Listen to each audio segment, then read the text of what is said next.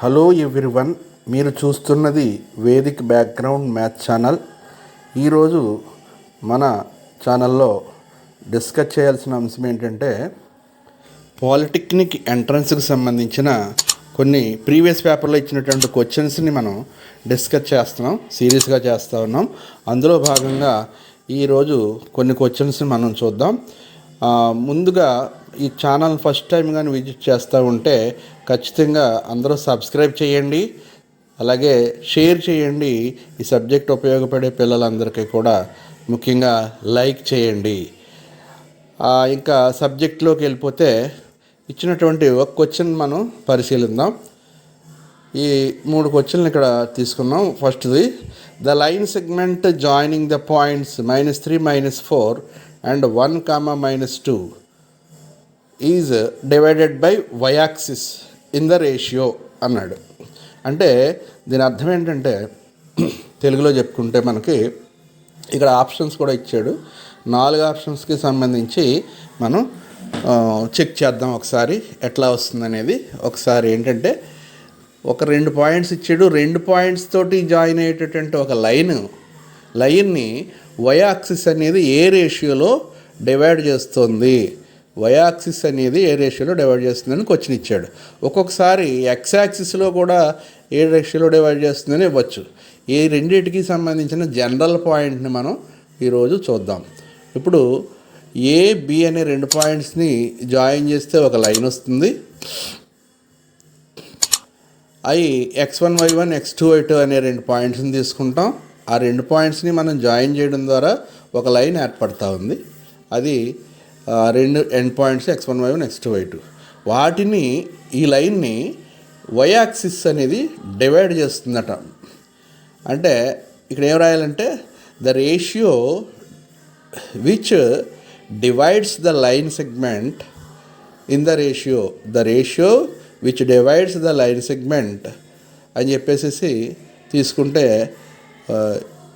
ఆ రేషియోకి ఫార్ములా ఉంది, ఇక్కడ గుర్తుపెట్టుకోవాలి. y-axis డివైడ్ చేస్తూ ఉంటే -x1 x2 అని, అదే x-axis డివైడ్ చేస్తూ ఉంటే లైన్ని -y1 y2 అనేది ఫార్ములాలుగా తీసుకోవాలి మనం.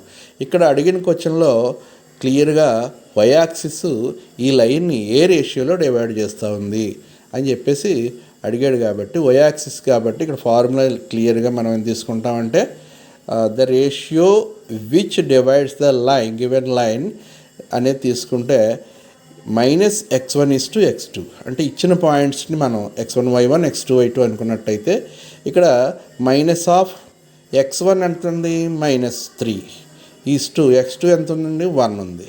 So minus into minus plus అవుతుంది కాబట్టి 3:1 అనేది మనకి ఇక్కడ ఆన్సర్గా వచ్చింది. అంటే ఇక్కడ ఇచ్చిన ఆప్షన్స్లో 3:1 అనేది ఆప్షన్ సి అవుతుంది, రైట్ అవుతుంది. ఈ విధంగా the ratio in which the divides the y-axis అంటే -x1 x2 అనేటటువంటి, అలాగే x-axis తీసుకుంటే -y1 y2 అనేది 2 పాయింట్స్ని గుర్తుపెట్టుకుంటే ఇలాంటి ప్రాబ్లమ్స్ ఏదొచ్చినా మనం చేసేయచ్చు.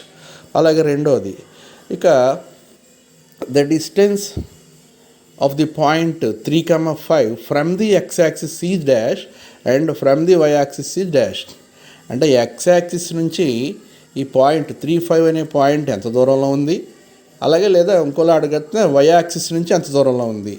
అంటే మనం ఏమీ చేయక్కర్లేదు, దీనికి ఆన్సర్ డైరెక్ట్గా 3, 5 ఉన్నాయి చూసారా, అక్కడ మనం యాక్చువల్గా లైన్ యాక్సిస్ మీద తీసుకుని పాయింట్ని గుర్తించినట్టయితే మనకి తెలుస్తుంది.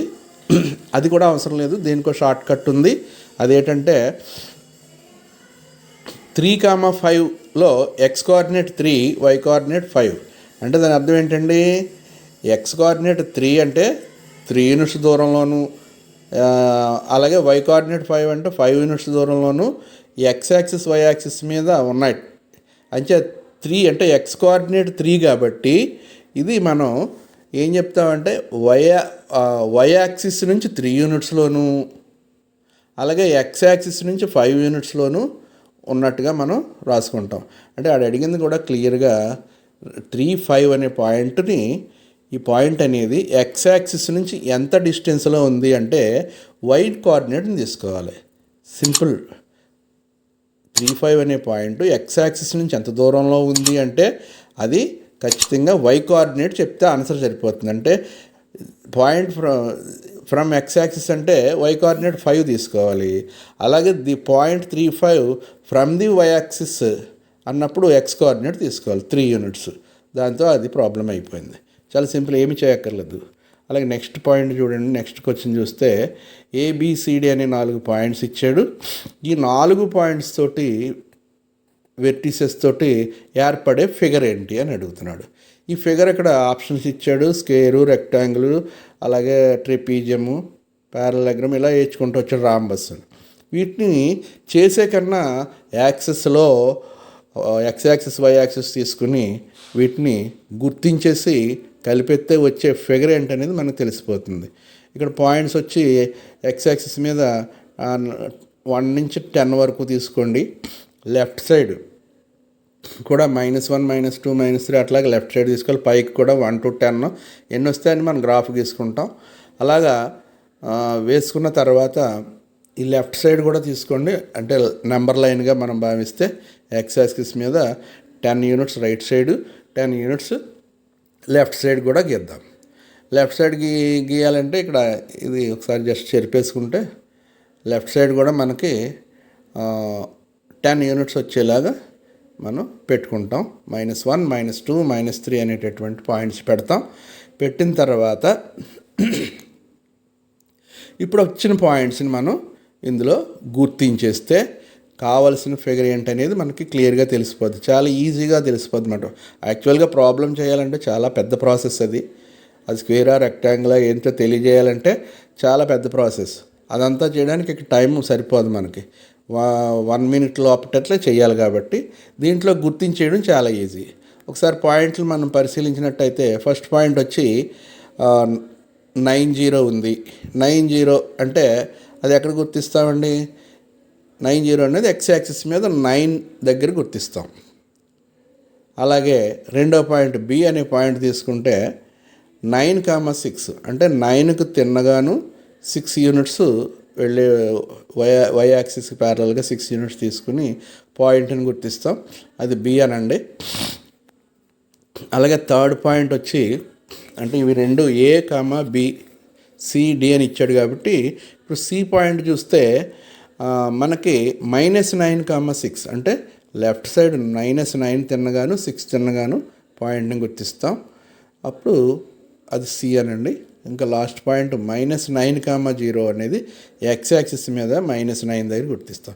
ఈ 4టిని జాయిన్ చేస్తే మనకి వచ్చేటటువంటి ఫిగర్ ఏంటనేది తెలిసిపోతుంది క్లియర్గా.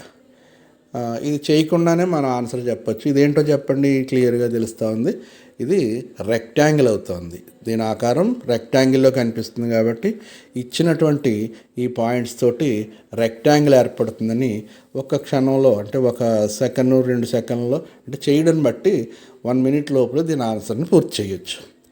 ఈ విధంగా డయాగ్రామాటిక్గా అంటే యాక్సిస్ మీద ఎక్స్ యాక్సిస్ వై యాక్సిస్ గీయడం ద్వారా ఈ విధంగా మనం అటు ఆకారాన్ని మనం నిర్ణయించవచ్చు. ఈ కాన్సెప్ట్ అంటే ఇంకా మిగతా తర్వాత వీడియోలో చూస్తాం. ఈ కాన్సెప్ట్ మీకు నచ్చినట్టయితే ఖచ్చితంగా మీ అందరూ కూడా పిల్లలందరికీ షేర్ చేయండి, అలాగే లైక్ చేయండి, తప్పనిసరిగా సబ్స్క్రైబ్ చేయండి. Thank you.